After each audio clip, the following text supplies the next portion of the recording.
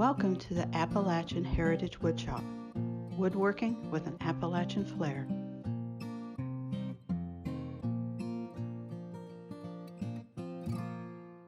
This is Jerill with the Appalachian Heritage Woodshop.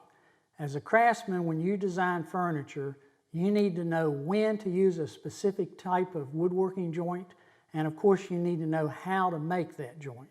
Well, the same is true with metal fasteners. You need to know when it is appropriate to use a metal fastener, and more importantly, you need to know what type of metal fastener to use. The nail was first used about 3000 BC.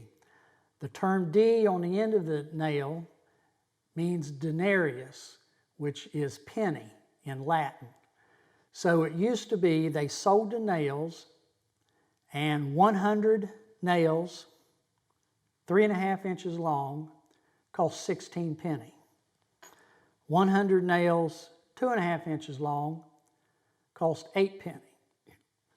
Today, the term D is used to denote the size of the nail. An 8D nail is 2.5 inches long, and a 16D nail is 3.5 inches long. And of course, D is spoken as penny, so 16 penny or 16D. It used to be that the cut nails were handmade one at a time. The blacksmith would take the iron and cut it to a certain length, and he would use a template, much like this one.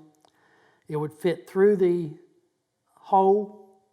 Then he would take the hammer and form the head of the nail, and then turn it over and knock it into a bucket of water, and then make the next one. So he would make them one at a time. It was a very tedious task and very slow. So the nail was a very precious commodity. Then about the time of the Revolutionary War, they started making machinery to mass produce the nails. The machinery was water driven, so mills popped up across the country next to a stream. They had the raw materials here in the country, so we were mass producing the nails, which made us more independent from the mother country, England. So as these nails were being mass produced, they would be sold, and most of the time they were sold in a wooden keg. There are 3 types of shanks on a cut nail. You have a square shank, a rectangular shank, and a round shank.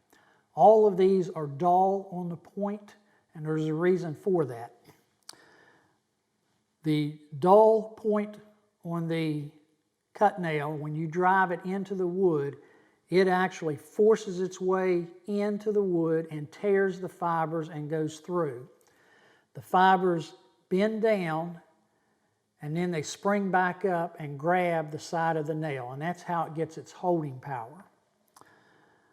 A modern nail with a sharp point acts as a wedge. When you drive it in, it actually spreads the fibers, so this nail is more apt to split than a cut nail, especially on the edge of a wood.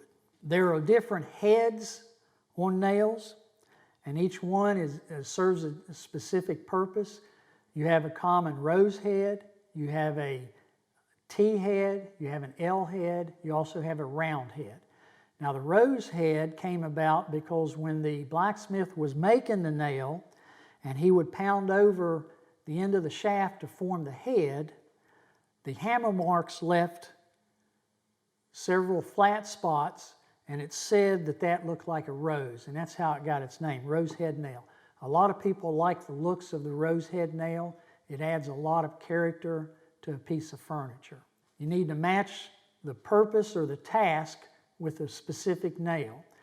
A clinch nail has a long, narrow shaft, and its design, it protrudes all the way through the wood, and part of it sticks out the back, and then you take a hammer and bend that over, and that's how it secures. That's a clinch nail.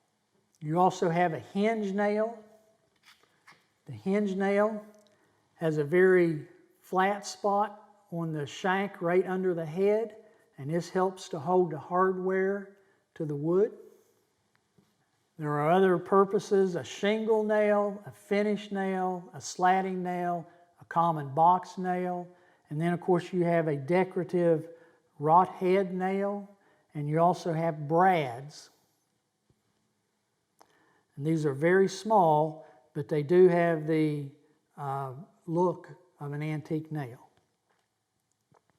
So once you know the purpose of the nail, you can match the nail to the purpose, so you're using the correct nail, and it will add a lot to your piece. I recommend you check out Tremont Nail Company.